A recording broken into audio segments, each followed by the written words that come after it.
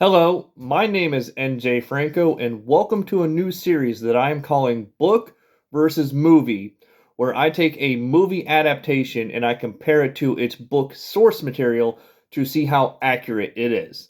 And for my very first episode, I am starting off with Frankenstein by Mary Shelley, which I just recently did a book review on. I'll post a link in the description box below if you want to see my thoughts on the book itself. But now, after seeing Frankenstein 1931, I'm now going to compare the book to the very first Frankenstein movie that I know of. I know that there are pretty much countless Frankenstein adaptations, so I figure I might as well start with the first one that I know of, which is Frankenstein 1931. So I'm basically splitting this video into two parts. I'm going to talk about all the things that I found that it did wrong, and then I'm going to end with what it did right. And there are a couple of things that the movie did get right. So first off, it got a lot of the names wrong, which actually kind of irks me about a lot of movie adaptations.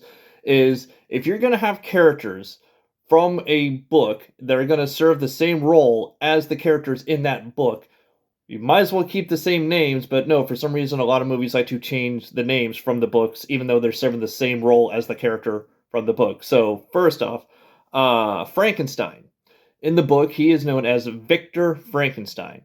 But for some reason in the movie, they decided to change his name to Henry Frankenstein, which, first off, I think Victor Frankenstein sounds way cooler anyway than Henry. But second off, another name that they messed up is in the book, Frankenstein has a best friend named Henry Cleveall, okay?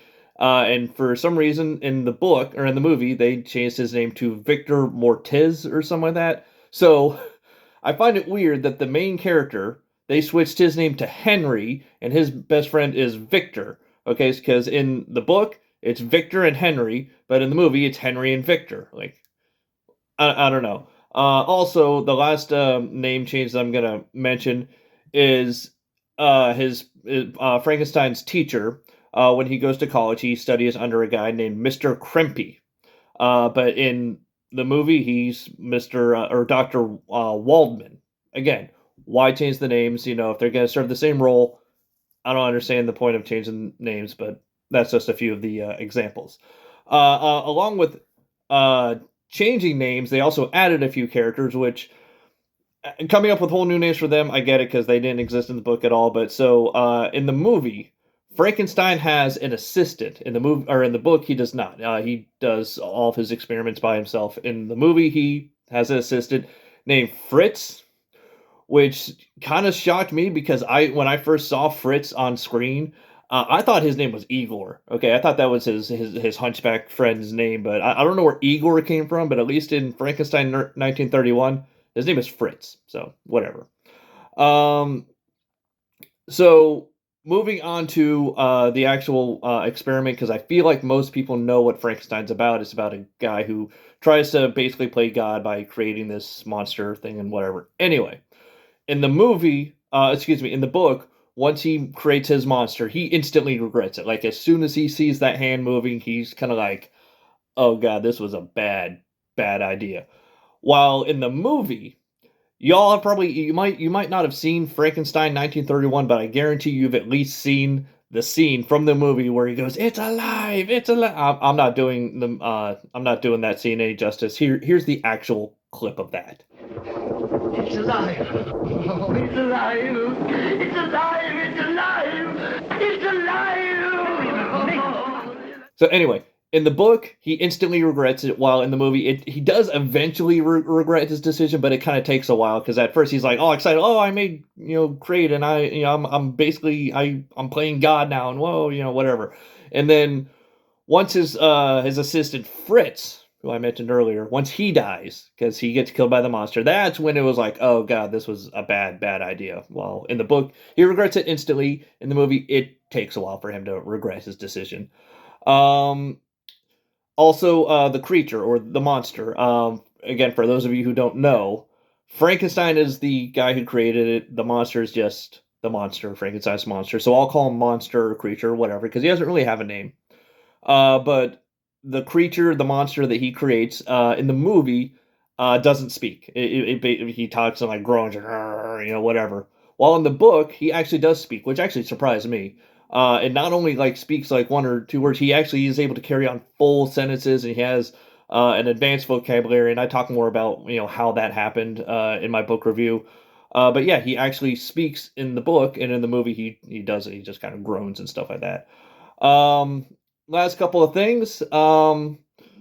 In the movie, Elizabeth, his love interest, and I'll talk more about that in a minute. Elizabeth and Frankenstein himself both survive the movie, but in the book, spoilers, they don't. Also, the monster in both the movie and the book, he dies, but not in the same way. And also with the movie sequel, The Bride of Frankenstein, which I haven't seen yet, but I guess it suggests that he didn't die, but so because I haven't seen that yet, I'm just gonna say the monster did die. But either way, so the monster died in both the movie and the book, but the way he died is different from the book and the movie. They're similar in the sense that he both burns to death, and to death because again he survived the movie supposedly. I haven't seen that yet, but so in the movie the monster dies because he got trapped inside of a windmill. They set the windmill on fire and he gets trapped and he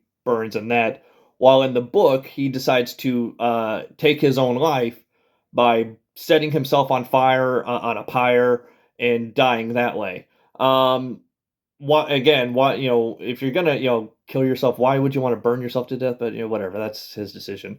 So he, in both the book and the movie, he died in the same way by burning himself. But in the book he went willingly, and in the movie he didn't go willingly. And again, he didn't supposedly die in the movie, and it's a whole thing. So I'll let you decide whether it's accurate or not, and whatever. Now that's all the things that I found that they did wrong about the movie. But they did do a couple of things right. So for one, another thing that surprised me was Frankenstein is not a doctor. Okay, so in the book, he's not a doctor. He's just called Mr. Frankenstein, or Mr. Victor Frankenstein. In the movie, I was like so ready to gig it on calling him Dr. Frankenstein. In fact, even before I even saw the movie, I wrote down Dr. Frankenstein, not right. And I was actually surprised I was wrong. Even in the movie, at least Frankenstein 1931, they still call him Mr. Frankenstein, or Herr Frankenstein, Herr, which is German for Mr. So they're basically calling him Mr. Frankenstein because it takes place in Germany. So they call him Herr Frankenstein. But so yeah, even in the movie, they call him Mr. Frankenstein, and I was actually kind of shocked by that. So I don't know where the Dr. Frankenstein thing started, but it wasn't from the movie, so it kind of shocked me. Also, his romantic interest with Elizabeth stays the same both in book and in movie. Although they didn't mention it in the movie, but in the book, Elizabeth is his cousin, and they get married anyway, which is whatever, different time, I guess. But yeah, so that's accurate. The hand, Frankenstein. You got me saying it now. The monster, his first body part to move once he comes to life, his hand kind of raises. That actually stayed accurate, book to movie. So good on them for that. And the last thing, Elizabeth is attacked on their wedding night. That stays accurate as well. Although in the movie, or excuse me, in the book, Elizabeth dies. She gets killed by the monster on her wedding night, while in the book, or excuse me, in the movie, Elizabeth gets like attacked and like scared and whatever, but she ends up surviving. So those are all the things I was able to notice, right and wrong. This is the first video in my series, but like I said, because there are so many different adaptations of the Frankenstein. If there are other movie adaptations of this book that you want me to watch and like compare to the book, comment them below and I'll do my best to watch them. If you're able to tell me what streaming service they're on or where I can find them, that'd be even better. But anyway, that's it for me. I really hope you like this series because I'd like to do more if I have others planned in the future. But anyway, hope you enjoyed it. Anyway, that's it for me. And as always, thank you for watching.